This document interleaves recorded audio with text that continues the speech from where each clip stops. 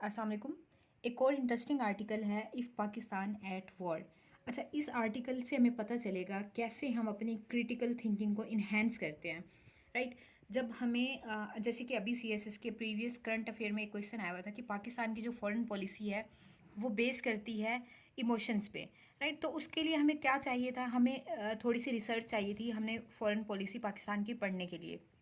तो इस न्यूज़पेपर में अगर हम इस आर्टिकल को पढ़ते हैं तो हम देखते हैं कि अगर पाकिस्तान वॉर में चला जाता है तो क्या क्या पॉसिबिलिटीज़ हैं, क्या क्या फ्यूचर हो सकता है, कौन कौन से इफ़ेक्ट जो हैं वो पाकिस्तान पर असर डाल सकते हैं। तो अगर हम ये आर्टिकल पढ़ते हैं तो इससे हमें पाकिस्तान की एक ब्रॉडर पिक्चर नज़र आएगी। अगर वॉर में जाने की सिचुएशन बन जाती है तो उसके कौन कौन से फैक्टर होंगे। अच्छा, ये आर्टिकल पढ़ने के बाद क्रिटिकल थिंकिंग कैसे इन्हेंस होगी, आपको डिफरेंट प्रोस्पेक्ट पता चलेंगे कि कौन कौन से जो फैक्टर्स हैं वो इंक्लूड हो सकते हैं। तो इसको हम पढ़ते हैं, फिर उसके बाद देखते हैं हमने कौन कौन से इसमें से पॉइंट्स निकालने हैं। राइट। तो स्टार्ट करते हैं। पहला है Russia's special military operation in Ukraine has already become a classic example of power game and forgotten commitments। तो ये कह रहा है कि रशिया का जो मिलिट्री ऑपरेशन चल रहा है ना यूक्रेन में, वो एक क्लासिक एग्जाम्पल है हमें बताने का पावर गेम किस तरह चल रही होती है रीजन के अंदर। और ये भूल जाते हैं कि जो आपकी कमिटमेंट होती है, अब कमिटमेंट कौन सी की थी रशिया ने वो हम आगे देखेंगे। इसमें हमें क्या पता चल रहा है कि पावर गेम जो है वो क्लासिक एग्जाम्पल है रशिया और यूक्रेन की जो मिलिट्री कॉन्फ्लिक्ट चल रहा है। राइट। तो इसमें से अगर हम इसको निकाल भी दें, जो इम्पोर्टेंट है अगर हम उसको देखें। अच्छा, अनइक्विवोकल को हम यहाँ पे देख लेते हैं। अनइक्विवोकल का मतलब होता है क्लियर, जिसमें कोई डाउट ना हो। ये वोकेबलरी के लिए आप देख लें। Besides colossal economic losses it has resulted in tens of thousands of death on both sides. अब ये कह रहे हैं कि क्लोसल का मतलब होता है ह्यूज, हैवी। अब इतनी ज़्यादा हैवी इकोनॉमिक लॉसेस हो चुके हैं दोनों साइड पे, it has resulted in tons of thousands of death on both sides, कि इसके साथ साथ इकोनॉमिक लॉसेस के साथ साथ डेथ भी हुई है दोनों साइड पे। अब यहाँ पे देखिए ग्रामर का जो एक्सप्रेशन है, जब भी आप नंबर के आगे ऑफ लगाते हैं, अब टेंस ऑफ थाउजेंड्स लिखा हुआ है। राइट। तो ऑफ लगने के बाद जो आपका प्रीवियस नंबर होता है उसमें एस लगता है। अब यहाँ पे 10 ऑफ 1000 नहीं है, tens of thousands, hundreds of thousand. अगर ऑफ लगेगा तो उसके जो पहले वाला नंबर है उसमें भी एस लगेगा, हंड्रेड्स बन जाएगा, टेंस बन जाएगा। Right. Tens of thousand death हो चुकी हैं बोथ साइड पे। Caused Europe's largest refugee crisis since world war 2। और उसके साथ साथ क्या हुआ है, पहले तो हुआ है इकोनॉमिक लॉस हुआ है, उसके बाद डेथ हुई है, और जो तीसरा इफेक्ट हुआ है, इसका इम्पैक्ट हुआ है रशिया यूक्रेन वॉर का, वो क्या बन रहा है, लार्जेस्ट रिफ्यूजी क्राइसिस के लोग छोड़ कर जा रहे हैं। Displaced millions with in their own country, और जो मिलियंस हैं लोग, उन्होंने उनका घर जो है वो ख़त्म हो गया। And force force Moscow to experience its greatest immigration since the October Revolution of 1917। Moscow भी रशिया का कैपिटल है, तो वो उसने क्या देखा है, ग्रेटेस्ट इमिग्रेशन देखी है। Condemnation of the invasion by several countries, the United Nations General Assembly's resolution demanding a full withdrawal of Russian forces, International Court of Justice order to Russia to suspend military operation, exclusion of Russia by the Council of Europe, and imposition sanction of Russia by many nations have produced zero result। अच्छा, ये सब जो हुआ है ना, ये ICJ के या जो यूनाइटेड नेशन की जनरल असेंबली की रेजोल्यूशन है, जिन्होंने डिमांड की है कि विड्रॉल कर ले रशिया अपनी फोर्सेस, या जो आईसीजे ने ऑर्डर दिया रशिया को टू सस्पेंड कर दे मिलिट्री ऑपरेशन, या जितने भी ये सब कुछ हुए हैं, imposition sanction on Russia by many Nations, sanction लगाई हैं रशिया के ऊपर बहुत सारे लोगों ने, पाबंदियाँ सॉरी लोगों ने नहीं, कंट्रीज़ ने, बहुत सारी नेशंस ने पाबंदी लगाई है। उन सब का रिजल्ट क्या निकला है, हैव प्रोड्यूस जीरो रिजल्ट। मतलब ये सब कुछ जो हमने डिस्कस किया है इसका रिजल्ट क्या निकला है, ज़ीरो। अब ये आपने याद रखना है, इन सब का रिजल्ट ज़ीरो है। आगे हम देखेंगे कि क्या इसका रिजल्ट ज़ीरो क्यों है। Even the exist of over 1000 companies from Russia could not deter Moscow to hold its operation. Operation कौन सा, मिलिट्री ऑपरेशन। अब ये कह रहा है कि रशिया से जो है ना वो थाउजेंड्स कंपनीज निकल चुकी हैं। एंड ये जो डिटर है, ये जो हॉल्ट है, इसका मतलब क्या होता है, दोनों का स्टॉप, ये सिनोनिम है स्टॉप के, किसी चीज़ को रोकना, डिटर करना, हॉल्ट करना या स्टॉप करना, ये सिनोनिम है। राइट। अब यहाँ पे भी देखिए उसने 2 बार स्टॉप स्टॉप नहीं लिखा, यहाँ पे उसने लिखा है डिटर, यहाँ पे लिखा है हॉल्ट। तो इसका मतलब क्या है, ये आप राइटिंग एक्सप्रेशन भी देख सकते हैं कि आपने एक लफ्ज़ को रिपीट नहीं करना, वोकेबलरी चेंज कर सकते हैं एक ही बात को करने के लिए। Russia could not deter Moscow to hold its operation. अब ये जो कह रहे हैं इतनी सारी कंपनीज निकली हैं ना रशिया से, बिजनेस छोड़ दिया उन्होंने, तो वो भी रशिया को जो है वो रोक नहीं सकी कि वो अपना मिलिट्री ऑपरेशन यूक्रेन में बंद कर दे। The outcome of ICC's investigation into crime against humanity in Ukraine since 2013 will not spring any surprise either. On the other hand, promises to counter Russia, particularly by the West, could not go beyond the provision of additional military and humanitarian assistance. अब वो कह रहे हैं कि जो Europe ने या waste ने जो प्रोमिस किए थे ना यूक्रेन से कि हम आपको हेल्प करेंगे, आपको बचाने आएंगे, वो भी सिर्फ कमिटमेंट से या मिलिट्री एड से या ह्यूमैनिटेरियन असिस्टेंस से आगे कुछ भी नहीं निकले। मतलब उनको बचाने नहीं आए, सिर्फ उन्होंने क्या दिया है, इमदाद दी है, मिलिट्री हो या ह्यूमैनिटेरियन हो। अच्छा, what does this stalemate situation signify? It signifies at least 4 factor. अब ये situation वो कह रहे हैं जो पूरा हमने डिस्कस किया है ना, ये क्या शो कर रही है हमें। अब वो यहाँ से इंपॉर्टेंट बात स्टार्ट हो रही है कि it signify at least 4 factor. अब ये 4 फैक्टर हमें बता रही है। National interest remains the supreme baseline of any action और इनएक्शन ऑफ नेशन स्टेट। अब ये इंपॉर्टेंट लाइन है, नेशनल इंटरेस्ट। अब नेशनल इंटरेस्ट जो है ना वो सबसे सुप्रीम होता है। अगर आपकी कंट्री का कोई एक्शन अगर आपकी कंट्री कोई एक्शन ले रही है तो उसके पीछे कोई ना कोई उसका नेशनल इंटरेस्ट होगा, और अगर कोई एक्शन नहीं भी ले रही इन एक्शन में तो भी उसका कोई ना कोई नेशनल इंटरेस्ट होता है। अब ये अगर आपने यूक्रेन और रशिया की हिस्ट्री पता है आपको कि क्यों रशिया ने यूक्रेन पे अटैक किया, तो वो उसका नेशनल इंटरेस्ट है, जिसकी वजह से वो नहीं चाह रहा कि नेटो जो है वो ज़्यादा एक्सपेंड करे रशिया के बॉर्डर्स की तरफ, तो इसीलिए उसने क्या किया है, यूक्रेन पे अटैक किया है। राइट, तो दूसरा फैक्टर क्या है, power would prevail against any and all political और मॉरल आर्ग्यूमेंट्स। अब जो पावर है ना सिर्फ वही प्रिवेल करती है। अब कोई भी पॉलिटिकल और मॉरल आर्ग्यूमेंट जो है ना वो पीछे रह जाता है, सिर्फ पावर ही प्रिवेल करती है। अगर किसी ने भी कोई मॉरल या पॉलिटिकल आर्ग्यूमेंट दिया है तो वो सब धरे का धरा रह जाता है, सिर्फ क्या करती है, पावर ही चलती है।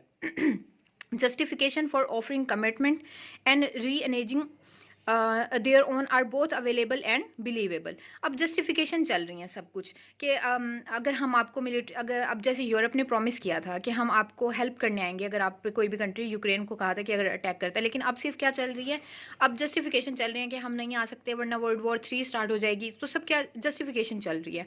The United Nations as an organization has lost its mojo, and the presence of an aggressor in the Security Council as a permanent member with veto power make matter more complicated. अब वो क्या कह रहे हैं, United nation जो है ना वो फिर एक बार फेल हो गई है, क्योंकि उसमें कश्मीर का इशू ऐसे ही है, पैलेस्टाइन का इशू ऐसे ही है, और बहुत सारे इश्यूज हैं जो कि जिसका कोई सोल्यूशन ही नहीं निकल रहा। तो इसीलिए यूनाइटेड नेशन क्या कर रही है, अपना स्टेटस ही लॉस्ट करती जा रही है। और फिर और बड़ी बात क्या है कि रशिया जो है वो यूनाइटेड नेशन का परमानेंट मेंबर है वीटो पावर के साथ। मतलब कोई भी अगर डिसीजन लेता है यूनाइटेड नेशन तो रशिया उसे वीटो कर सकता है, तो परमानेंट मेंबर भी है Russia. Hence, conflict resolution remain in the hands of the aggressor on the other powerful actor if ever they actually desire to proceed in the right direction. तो फिर से वही कह रहा है कि ये एग्रेसर के हाथ में चला गया, क्योंकि रशिया को समझ रहा है ना वेस्ट के, रशिया एग्रेशन दिखा रहा है। द बॉटम लाइन, अब बॉटम लाइन क्या है, you need to fight your wars on your own and must not rely on any commitment made by any one when it comes to your own safety and security. अब यहाँ पे ये कह रहा है कि बॉटम लाइन ये है कि आपको जो अपनी जंग है ना वो खुद लड़नी पड़ती है। आप किसी पे रिलाई ऑन का मतलब है डिपेंड ऑन, रिलाई के साथ हमेशा प्रपोजिशन क्या लगती है, ऑन। तो आप किसी दूसरे पे डिपेंड नहीं कर सकते कि वो आपसे अगर वादे कर रहा है कि हम आपको बचाने आएंगे, या अगर आप कोई पैक्ट या साइन करते हैं कोई भी एग्रीमेंट, तो यहाँ पे सिर्फ आपको ये बता रहा है कि बॉटम लाइन ये है कि आपको खुद अपनी जो है वॉर लड़नी पड़ती है। अब ये भी बात आपने याद रखनी है कि हमें अपनी वॉर खुद लड़नी पड़ती है, क्योंकि हम डिस्कस कर रहे हैं कि पाकिस्तान अगर वॉर में जाता है तो ये इंपॉर्टेंट फैक्टर आपको यहाँ पे याद रखना है। For instance, Ukraine signed the nuclear non proliferation treaty and agreed to dismantle its nuclear weapon.